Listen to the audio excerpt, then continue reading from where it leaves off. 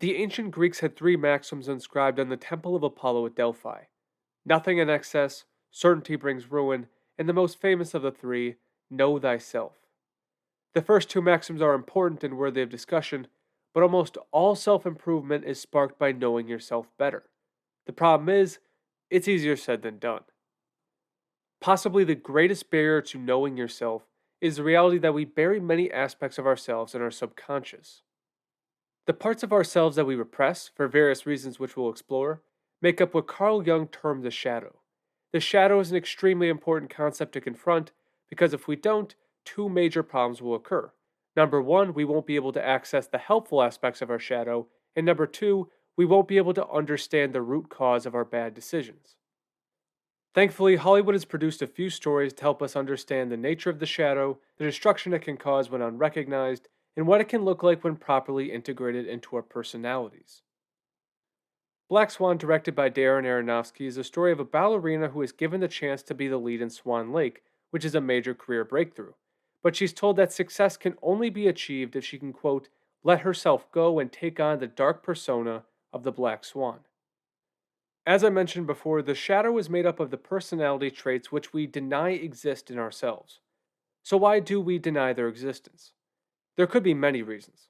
The societal explanation is something I will discuss in the second film, but generally, the shadow is a product of what our parents told us to repress, and the things we observed them repress. For example, most children were told not to harm their siblings or friends when they're angry. We're told that violence is bad, so we repress our violent urges. In many very religious families, sex is a taboo and rarely discussed, and this creates the impression that sexuality must be repressed. And we saw the potential explosive consequences of this problem back in March. In Black Swan, Nina lives with a mother who taught her to repress many aspects of herself. When we meet Nina, she's basically frozen in a childlike state.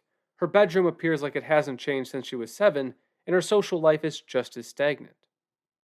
Her mother hovers over her like a totalitarian, making sure her daughter follows a strict routine which she says will make her a great dancer. And of course, deep down, her mother doesn't want her to be a great dancer either. We don't learn a lot about Nina's mother or why she is this way, but she does utter one sentence that tells much of the story. At one point in the film, Nina's mother brings up her own dancing career, and Nina, who's becoming more and more consumed by her shadow, says, what career? And her mom responds with, the one I gave up to have you. So Nina's mother is subconsciously resentful towards her daughter for the opportunities she sacrificed to take care of her. Nina's father presumably walked out. And she acts on this resentment by keeping Nina sheltered and not allowing her to do anything without her blessing. Now, when Nina is given a shot to become the Swan Queen, her director Leroy is very much aware of what Nina is lacking. She's the most disciplined and elegant dancer in his studio, but she's not in touch with her dark side. And that is, of course, because her dark side is her shadow, and Nina uses a lot of energy to keep it that way, energy that could otherwise be used during her performance. Leroy struggles to access Nina's shadow until Lily, portrayed by Mila Kunis, enters the picture. When considering our shadow, a good question to ask is, if it's subconscious, how do we become aware of it? Well, the easiest way is through recognizing projection. The things we don't like about ourselves and keep in our shadows are the things we project onto other people. Lily is the personification of Nina's shadow. Nina has repressed her sexuality, Lily is promiscuous. Nina is disciplined and rigid, Lily is chaotic and charming. When Nina first meets Lily, she can't stand her because she is everything her mother taught her not to be. Leroy hopes that Nina can use Lily as a model for how to become the Black Swan, and it's a play that actually works to some extent. It's important to realize that there are aspects of Lily that Nina would be right to mimic. It's not good for a grown woman to be totally submissive towards her mother. It's not good for Nina to be apologizing for every small mistake she makes, which is something Leroy rightfully scolds her for. There are traits that we keep repressed that we need to access in order to be the best version of ourselves. This is why Jung said, I'd rather be whole than good. But of course, Black Swan is not a story about how Nina learns to become whole, stands up to her mother, and becomes the perfect Swan Queen. Black Swan is a tragedy that ends in Nina's destruction. So what goes wrong? Nina falls into a trap which is perfectly described by Robert M. Stein.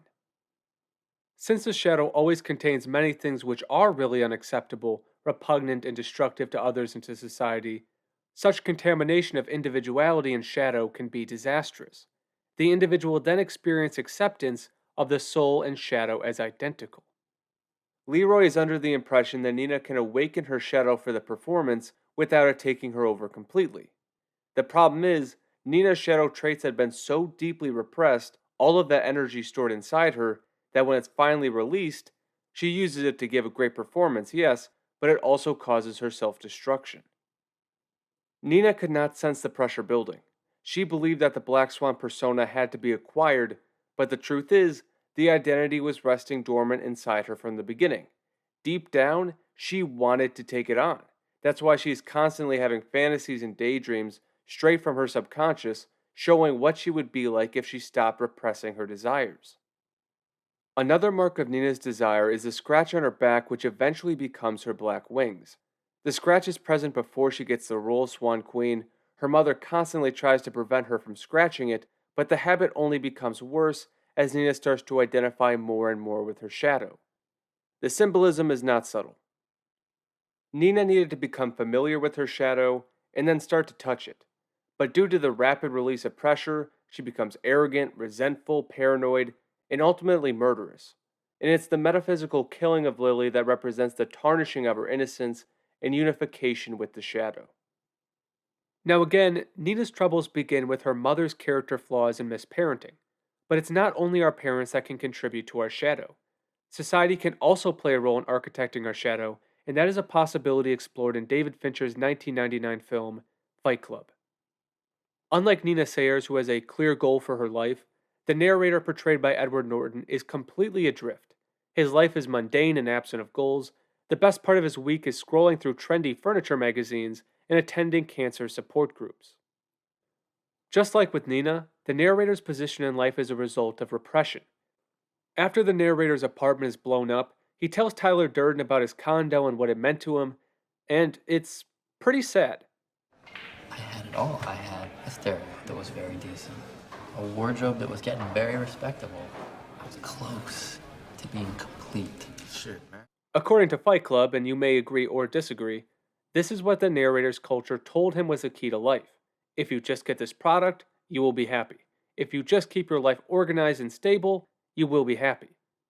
So, what type of shadow do these directives create? Well, it's personified by two different characters in the film, Tyler Durden and Marla Singer. One question about the narrator's creation of an alter ego in Fight Club is never answered directly, but there are hints. Why now? Why is Tyler Durden created when he is? Similar to Black Swan, the narrator deep down wants to be the alter ego he creates, but a spark is needed to get things going. For Nina, it's being chosen as Swan Queen. For the narrator, it's the appearance of Marla. Marla is his shadow. She is almost identical to Tyler Durden in every way. She is chaotic, impulsive, and cares very little about material goods. She and Tyler Durden both get their wardrobes from thrift stores. My theory is that the narrator essentially creates Tyler Durden to have a relationship with Marla. The narrator could never have a relationship with Marla because his ego would never allow it. She is everything he has been taught to reject. In other words, he wants to have his cake and eat it too. He wants to be a saint of his culture, but he also wants the pleasure that comes along with acquiring his subconscious desires, which violate the expectations of modern culture. As the story goes on and Tyler Durden gets more and more of a grip on him, the desire to get approval from society is totally abandoned. And it's worth diving deeper into the culture the narrator decides to reject. Why a Fight Club? Why does bare knuckle boxing become a remedy for many hopeless men? For thousands of years, humans were guided by their instinctual drives. We did not have an ethical structure that told people which drives should be suppressed or moderated. It was all about survival. But things evolved. Survival became easier, and new ethical structures came about. But the same primordial drives did not vanish. They remained in our coding, and the relationship with civil society has been a volatile one. On top of that, the specific culture the narrator lives in is plagued by fatherly abandonment. The children without a father to teach them how to manage their instincts ends up being taught by their mothers and by society. And no matter how good your mother may be, or how good the intentions of society may be, having a father figure is vital for male development. Yeah, why? Who'd you fight? Fight my dad. I don't know my dad. I mean, I know him, but he left when I was like 6 years old. What happens in these situations, and what happens to the narrator, is that society and his mother repressed his instinctual drives into non existence. Fight Club is a way to balance the scale, as it were. It's an avenue for men to access their shadows without being judged, and the environment becomes addictive. At one point, Tyler tells his creator that, "I don't want to die without any scars." That's a powerful line, and the sentiment behind it has value. Clinging to civil society and government to keep you protected and happy, that's not a winning strategy. We need to be impulsive at times and we need to take risks. But at the same time, we need to know what we're doing and make sure our shadow doesn't take full control. The problem for the narrator is that an idea contaminates his attempt to integrate his shadow. The idea is laid out by Tyler Durden after a car crash almost puts an end to the story. In the world I see, you're stalking out through the damn canyon forest around the ruins of Rockefeller Center. You'll climb the wrist-thick cuts of vines that wrap the Sears Tower. The world Tyler describes is Rousseauian. Just listen to this quote from Rousseau's Discourse on the Moral Effects of the Arts and Sciences and tell me you can't hear the echoes of Tyler Durden. So long as government and law provide for the security and well being of men in their common life, the arts, literature, and the sciences, less despotic though perhaps more powerful, fling garlands of flowers over the chains which weight them down. They stifle in men's breasts that sense of original liberty for which they seem to have been born, cause them to love their own slavery, and so make of them which is called a civilized people. The liberty which Rousseau describes is the same liberty that Tyler Durden constantly tries to get his followers to accept, a complete denial of the so called civilized world. As he says in maybe the most famous line of the movie, it's not until you've lost everything that you're free to do anything. Although the idea helps the narrator for a brief amount of time by giving him purpose, he begins to be consumed by it, eventually bringing him to the point where he feels the urge to destroy something beautiful. And the dangers of submitting fully to your instinctual urges are well shown in many different films.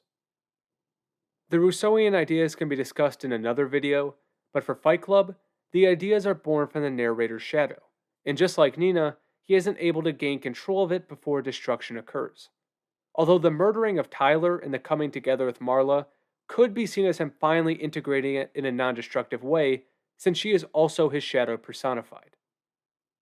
Both the narrator, who is of course Tyler Durden, and Nina could have improved themselves by integrating elements of their shadow. There are specific situations where uniquely desperate, but shadow integration is something everybody needs. So how do we do it without being overcome? Step number 1 is simply becoming aware. If Nina and Tyler were honest with themselves about their desires, their stories could have gone differently. And as I mentioned earlier, projection is the best way to discover what your shadow is. So next time you're out in the world and you feel disdain towards someone, and it could be someone you just pass by or someone you have a conversation with, think to yourself, why don't I like this person? What is it about this person I find off-putting? The answer is likely going to give you insight into your shadow. Once you become aware of what your shadow is, you can learn how to integrate it into your personality and become more whole, as Jung would say, through the process of shadow work. And if you're interested in learning more about the shadow concept and how you can work on it, I'll leave a link to the book I used to research for this video. It's a collection of essays that discuss how to, quote unquote, meet the shadow, and many of them are really good. And the last couple chapters go over a few methods on how to integrate your shadow. I'm not a psychologist, so I'll leave specific advice to them. Life is a journey that has many ups and downs, obviously. But the better you know yourself, the better you'll be able to enjoy the highs and endure the lows. Your shadow is a big part of who you are, and the longer it's left in the dark, the more power it will have over you. It can be scary to confront what's there. I definitely didn't love what I found, but the long-term benefits greatly outweigh the short-term pain. If you enjoyed this video, make sure to like and subscribe on your way out. I'll be using movies to explore more psychological concepts in the future, so if you're into that sort of stuff, just hit the button, just do it. Only the worst part of yourself would tell you to do otherwise. Anyways, guys, thanks so much for stopping by. Have a fantastic rest of your day. I will talk to you soon.